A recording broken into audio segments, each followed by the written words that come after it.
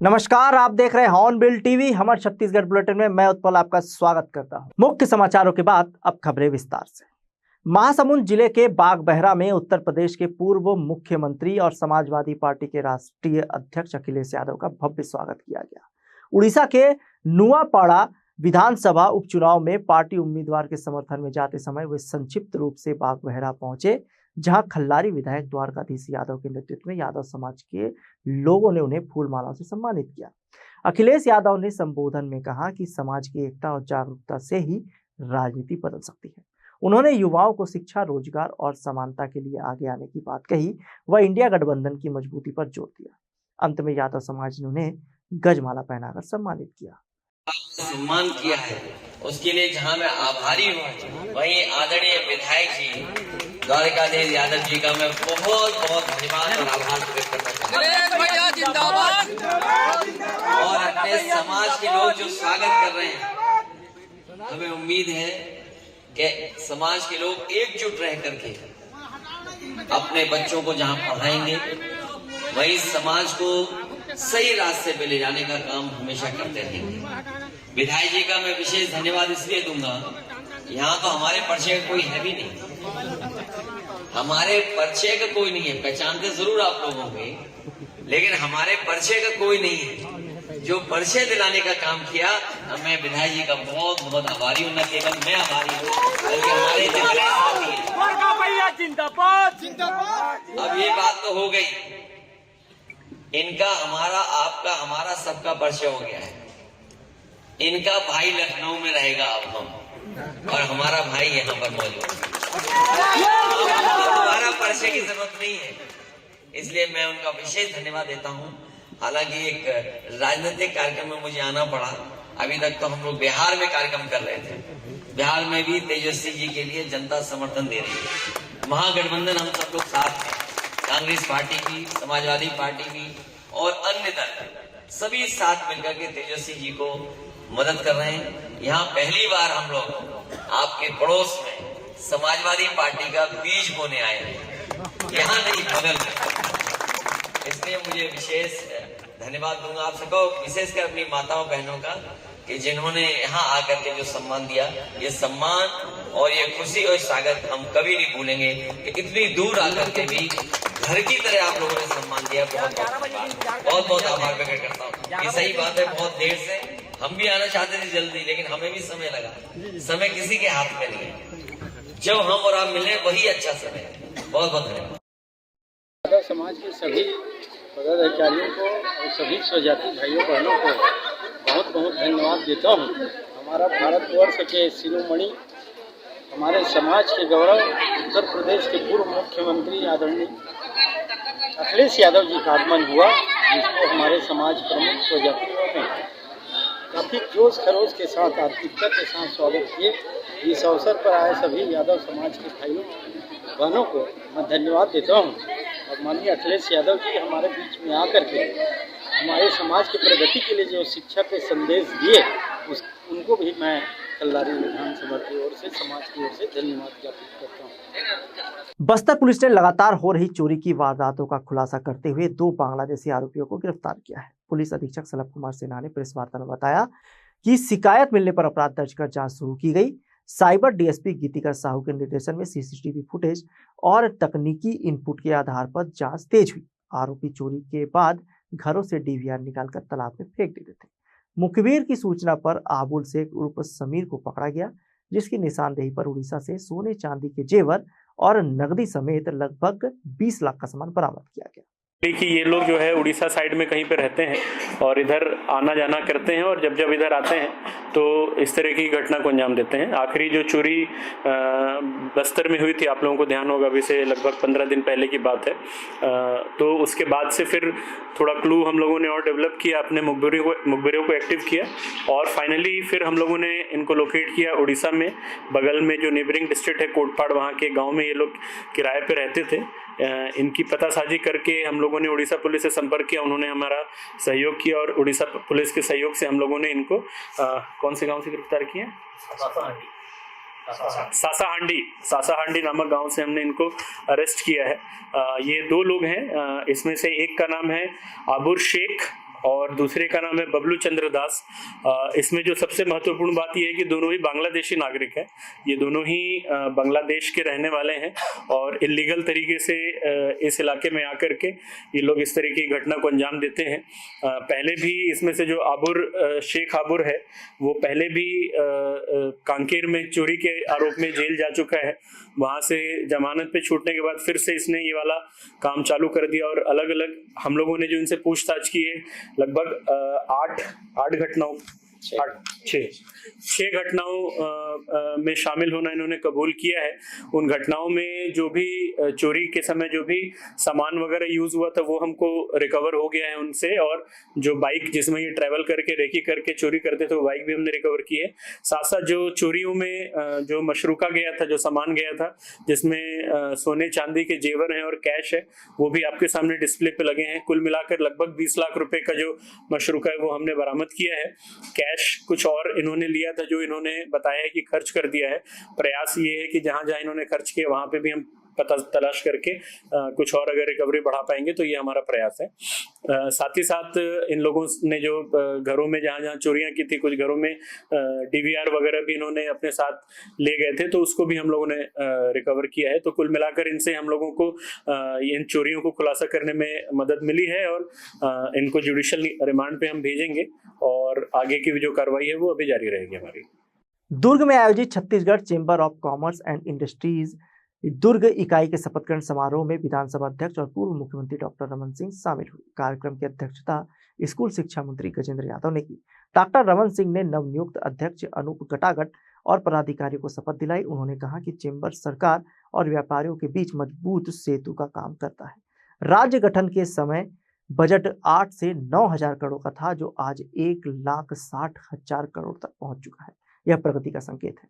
उन्होंने AIIMS, IIT, technical university जैसे संस्थानों का जिक्र करते हुए कहा कि जल्द ही छत्तीसगढ़ देश में शीर्ष आर्थिक राज्यों में शामिल होगा। दुर्ग जिले के पदाधिकारियों का शपथ ग्रहण समारोह हुआ है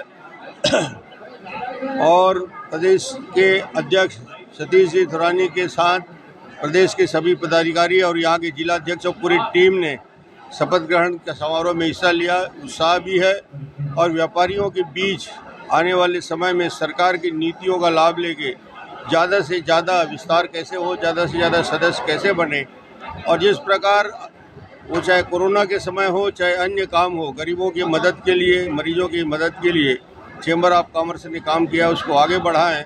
इस विषय को लेकर आज बहुत सारे विषय चर्चा में आए। मैं सभी नवनिर्वाचित पदाधिकारियों को शुभकामना और बधाई देता हूँ। व्यापार के लिए कितना मुख्य मानते हैं देश के प्रगति के लिए? आज जो पॉलिसी बनी है इंडस्ट्रियल पॉलिसी 2024-30 और मोदी जी की जो पॉलिसी है और ख़ासतौर से GST में जो रिफॉर्म लाया है 20, वो रिफॉर्म ने देश में क्रांतिकारी परिवर्तन लाया। 4 स्लैब को 2 स्लैब में परिवर्तन करके आम उपभोक्ता की वस्तु, चाहे वो ट्रैक्टर हो, कैंसर की दवाई हो, मेडिसिन हो, आम आदमी के लिए वो रेफ्रिजरेटर हो, टीवी हो, फ्रिज हो, कूलर हो, इस पे जो परिवर्तन आया, ये 2 स्लैब हो गया है GST का, उसका बहुत बड़ा व्यापारियों के हित में और सरकार के लिए भी बड़ा लाभ मिलेगा। तो ये GST 20 चमत्कारिक भी है और उद्योग व्यापार को बढ़ाने वाला भी है। छत्तीसगढ़ का विजन कैसे देखते हैं आप आने वाले 25 सालों की अगर हम बात करें? आने वाला वर्ष छत्तीसगढ़ तेजी के साथ विकास करेगा। मैं जैसे बोल रहा था, हिंदुस्तान में छत्तीसगढ़ विकास में अपना कीर्तिमान स्थापित करेगा। इस कार्यक्रम के बहुत ज़्यादा उत्साह से चैम्बर के लोगों का और जितने व्यापारी वर्ग थे, शहर के, बाहर के, रायपुर के, धमधा के, पाटन के और भिलाई के सभी व्यापारी वर्ग ने इसमें हिस्सा लिया, बढ़ चढ़ के हिस्सा लिया। और डॉक्टर रमन सिंह जी साहब ने, पूर्व विधानसभा अध्यक्ष जी ने लगभग 2 घंटे का समय हमारे बीच में दिया। मैं सारे जितने लोग आए चैम्बर के तरफ से उनको बहुत बहुत दिल से धन्यवाद देता हूं और मेरे चैम्बर के जितने साथी हैं उनको मैं बधाई देता हूं। छत्तीसगढ़ के दुर्ग जिला अस्पताल में नसबंदी सर्जरी के दौरान 2 महिलाओं की मौत से हड़कंप मच गया। यह घटना परिवार नियोजन कार्यक्रम के तहत 8 नवंबर को हुई। बजरंग नगर निवासी 27 वर्षीय पूजा यादव और सिकोला भाटा निवासी 30 वर्षीय किरण यादव को सर्जरी के दौरान इंजेक्शन दिया गया, जिसके बाद दोनों को अचानक झटके आए और हालत बिगड़ गई। शाम तक दोनों की मौत हो गई। परिजनों ने अस्पताल प्रबंधन पर गंभीर लापरवाही का आरोप लगाया है। सिविल सर्जन आशीषन मिंज ने कहा कि मौत का कारण इंजेक्शन रिएक्शन या मेडिकल जटिलता हो सकता है। मामले की जांच में आदेश दे दिए गए हैं। महिलाओं की मौत का मामला सामने आया है, क्या हुआ है, किस तरह की ये घटना मानते हैं? कल टोटल 9 ऑपरेशन हुए थे, 7 तो बहुत अच्छे से हुए। उसके बाद में जो 2 ऑपरेशन हुआ था उनको जो एनेस्थीसिया का इंजेक्शन लगाया गया था, ऐसा माना जा रहा है हो सकता है कि उसकी वजह से हुआ होगा और वो पर्टिकुलर किसी व्यक्ति का मतलब रिएक्शन भी हो जाता है। तो उसके लिए मैंने डेड बॉडी को पोस्टमार्टम के लिए रखवा दिया, डॉक्टरों की टीम बनाई है और टेस्ट रिपोर्ट मांगा है। तो ऐसा कौन सा इंजेक्शन लगाया था जिसकी वजह से?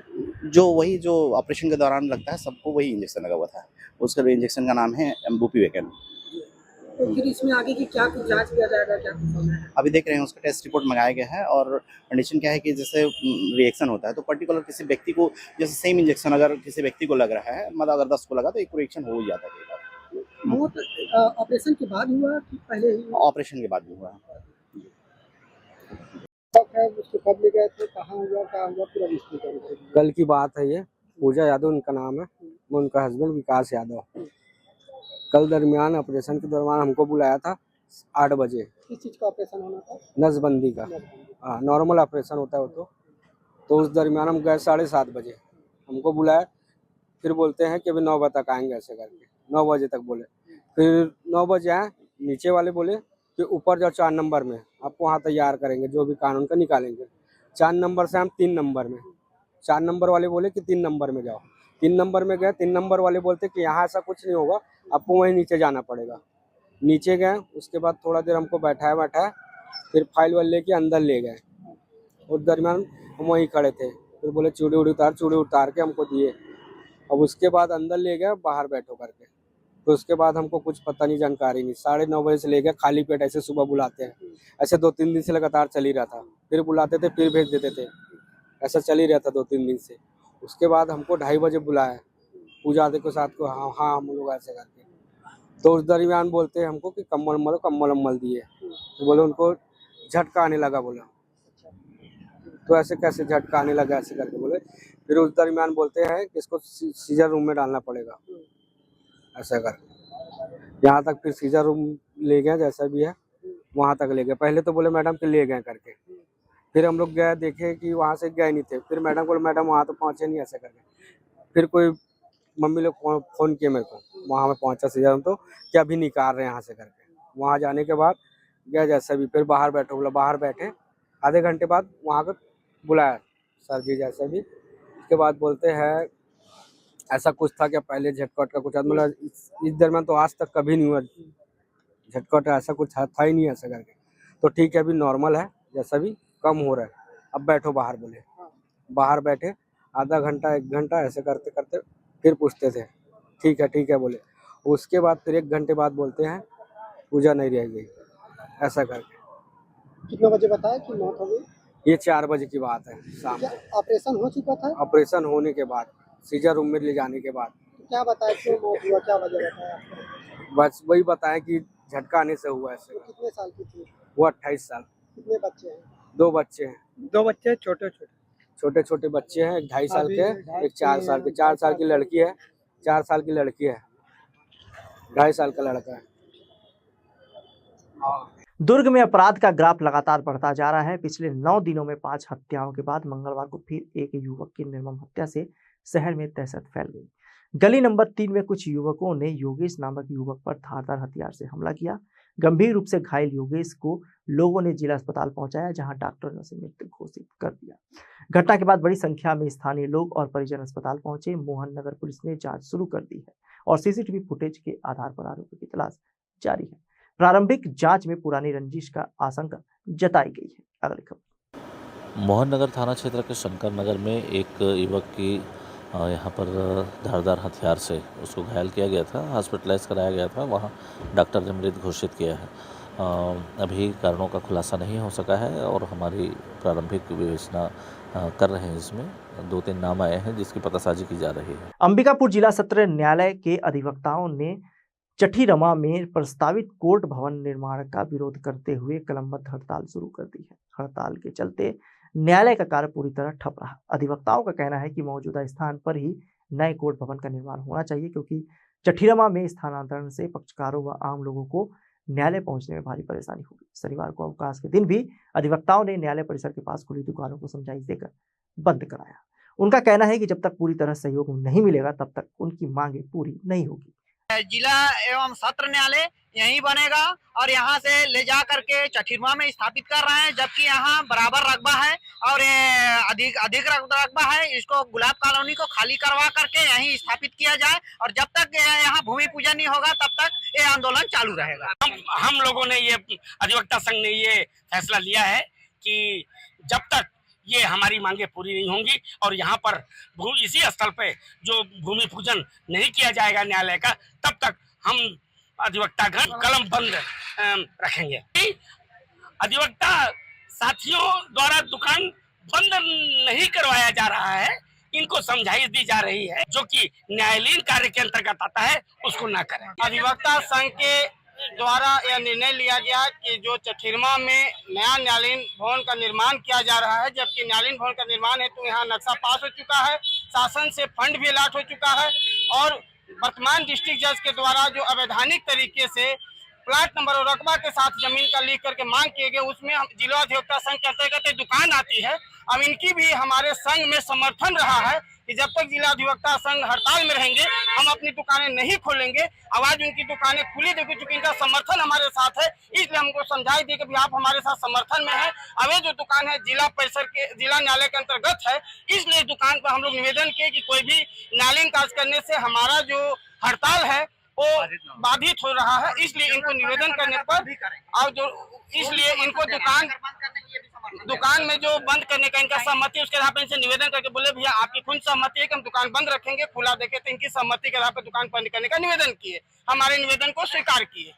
राष्ट्रीय स्वयंसेवक संघ अपने 100 वर्ष पूर्ण होने की ओर अग्रसर है और देश भर में शताब्दी वर्ष कार्यक्रम आयोजित की जा रही है। इसी क्रम में बिलासपुर के बहतराई स्टेडियम में 11 नवंबर को शाम 5:30 बजे विशेष नाट्य मंच का आयोजन होगा। कार्यक्रम में संघ की स्थापना, उद्देश्य, कार्यप्रणाली और 100 वर्ष की यात्रा में आए चुनौतियों पर प्रकाश डाला जाएगा। संघ पदाधिकारियों के अनुसार यह सिर्फ उत्सव नहीं बल्कि आत्ममंथन का वर्ष है। आयोजन में एकात्म मानववाद, पारिवारिक मूल्य, पर्यावरण संरक्षण और सामाजिक जागरूकता पर जोर दिया जाएगा। स्वयं सेवक घर घर जाकर एकता, सेवा और राष्ट्र भावना का संदेश भी देंगे। बिलासपुर में यह 11 नवंबर को सायं 5:30 बजे बहतराई स्टेडियम खेल परिषद में आयोजित किया जाएगा। आप लोग सब आइए, आप लोगों का स्वागत है। साथ में अपने इष्ट मित्र हैं, परिवार के लोग हैं, उनको भी लेके आइए।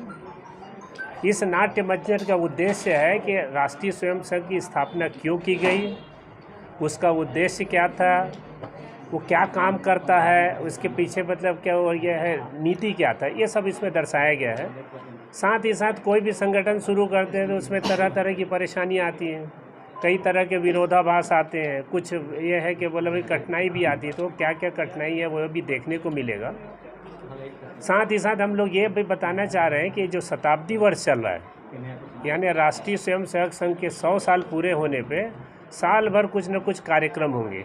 यह कार्यक्रम जो है महिलाओं के लिए भी है, प्रबुद्धजनों के लिए है, नौजवानों के लिए भी है, समाज प्रमुखों के लिए है, जो पढ़े लिखे हैं उनके लिए भी है और इन सभी के लिए। तो साल भर कहीं ना कहीं कुछ न कुछ कार्यक्रम होगा और ये जब साल भर के कार्यक्रम होगा तो जब जितने भी स्वयंसेवक हैं या समाज जागृत हो जाएगा तो उस बीच में उनको 5 करनी कार्य बताएंगे जिससे समाज में सुधार आएगा।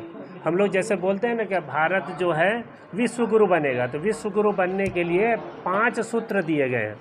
ये 5 सूत्र ये है कि सामाजिक समरसता का भाव लाना, यानी हर कोई बराबर है, एकात्म मानववाद ये सिद्धांत है, इसको लाना है। हर आदमी बराबर है, कोई छुआछूत नहीं है, कोई छोटा बड़ा नहीं है। फिर हमारा जो समाज है परिवार पे आधारित है, इसको कुटुंब प्रबोधन बोलते हैं। तो परिवार को मजबूत करना है, परिवार में बॉन्डिंग बढ़ेगा तो समाज ये है मजबूत होगा, समाज मजबूत होगा तो देश मजबूत होगा और देश मजबूत होगा तो हम लोग विश्व पे राज करेंगे। ठीक है। इसके बाद जैसे रहता है तो ये है कि पर्यावरण पे काम करना है। अभी जैसे देख रहे हैं अभी से गर्मी शुरू हो जाती है, ठंड नहीं पड़ रहा है, गर्मी में 47-48 डिग्री पहुंच जाता है, तो ये पर्यावरण में चेंज के होने के कारण है। तो इसको बचाने के क्या क्या उपाय है, इसमें जा कर के समाज के बीच में जाके काम करना है। ये जब काम हो जाएगा तो फिर हमें अपने आप पे ज्ञान लाना है कि हमारा क्या औचित्य है, हमारे जीवन का मूल्य क्या है, हम यहाँ पे पैदा हुए हैं तो किस काम के लिए हुए हैं, और इस भारत देश में है तो हमारा क्या ये दायित्व है। तो ये स्व का बोध है, हमें अपने आप को जानना है। हर भारतीय को ये जानना है कि हमारा पहले का इतिहास क्या था, आज क्या स्थिति है। इसको सुधारने के लिए इसमें प्रयास किया जाएगा, लोगों को जागरूक किया जाएगा। और ये सब जब हो जाएगा तो किसी देश को आगे बढ़ाने के लिए संविधान की तरह कुछ नियम है, नीतिगत निर्णय है, तो वो कानून के रूप में रहता है, उस कानून को मानना है। ये नैतिक कर्तव्य बोध कहलाता है। हर आदमी का नैतिक कर्तव्य बोध है कि वो कानून है, संविधान का पालन करे, संविधान के नियम के हिसाब से चले। तो इस तरह से ये साल भर चलेगा। अगले साल जब 26 है विजयादशमी, वो 2026 में यहाँ पे बैठेंगे तो फिर मंथन करेंगे कि हमारे 100 साल में हम कहाँ पहुँचे हैं। इसीलिए संघ ने योजना की है कि बड़े कार्यक्रम नहीं करना है, छोटे छोटे कार्यक्रम करना है। ये उल्लास मनाने का, उत्साह मनाने का, पटाखा फोड़ने का समय नहीं है। हमें आत्ममंथन करने का समय है कि आज हमारी स्थिति कहाँ है, इसको हम और कैसे आगे बढ़ा सकते हैं। आप लोग आए, इसके लिए बहुत बहुत धन्यवाद। जगदलपुर स्थित नगरनार NMDC स्टील प्लांट में करीब 120 करोड़ रुपए के साइबर फ्रॉड का बड़ा मामला सामने आया है। प्रारंभिक जांच में पता चला कि प्लांट के कुछ कर्मचारियों ने कथित फर्जी ईमेल लिंक के माध्यम से कई दिनों तक ट्रांजैक्शन किए। मामला उजागर होने पर प्रबंधन ने साइबर थाने में शिकायत दर्ज कराई। बस्तर SP सलभ कुमार सिन्हा ने बताया कि सूचना मिलते ही संबंधित बैंक खातों को फ्रीज कर दिया गया है। साइबर सेल की टीम तकनीकी जांच में जुटी है और बाहरी साइबर अपराधियों की संलिप्तता की आशंका जताई जा रही है। पुलिस ने जल्द ही पूरे मामले का खुलासा करने की बात कही है। जो स्टील प्लांट में क्या होता है कि उन लोगों का जो प्रोडक्ट्स होता है उसका सेल परचेज का लगातार अलग अलग वेंडर से उनका संपर्क रहता है। उसी सिलसिले में एक US बेस्ड फर्म से उनका जो बातचीत वगैरह चल रही थी, उसमें जैसा समझ में आ रहा है प्रथम दृष्टया कि किसी ने जो ईमेल आईडी है, जो US बेस्ड कंपनी की ईमेल आईडी को स्पूफ करके इनके साथ में कुछ फ्रॉड टाइप का गतिविधि किया है। इसके संबंध में हमको शिकायत भी मिली है। तत्काल इन्होंने, जब इनको समझ में आया कि कोई फ्रॉड है, इन्होंने जो ट्रांजैक्शन किया था उसको अपने संबंधित बैंक में रिपोर्ट किया और बैंक में जो अमाउंट है वो होल्ड भी हो गया है। और अब आगे जो कानूनी कार्रवाई है उसके तहत वो रकम जो है इनको वापस दिलाने की जो प्रक्रिया है वो चल रही है। तो अब वो जांच का विषय है, क्योंकि वो मेल वगैरह के थ्रू इलेक्ट्रॉनिक माध्यम से हुआ है, तो इसमें IT एक्ट की धारा लगा करके हम लोग आगे जो जांच होगी, जांच में पता चलेगा कि ये कहाँ से ये जो पूरा मामला है ये इनिशिएट हुआ था और इसमें कौन कौन इन्वॉल्व है। नगरनार नहीं, ये शिकायत तो हमको नगरनार थाने में मिली है, लेकिन इसकी जो जांच है वो साइबर, जो रेंज साइबर थाना है उसके द्वारा की जा रही है। अब एग्जैक्ट डेट देखिए, ये लंबे, क्योंकि पत्र ऐसा नहीं है कि एक दिन में कोई घटना हुई है, ये इनका लंबे समय से 3-4 दिन हुए हैं अभी इनको रिपोर्ट किए। आज के बुलेटिन में बस इतना ही। मुझे दीजिए इजाजत। देखते रहिए हॉर्नबिल TV।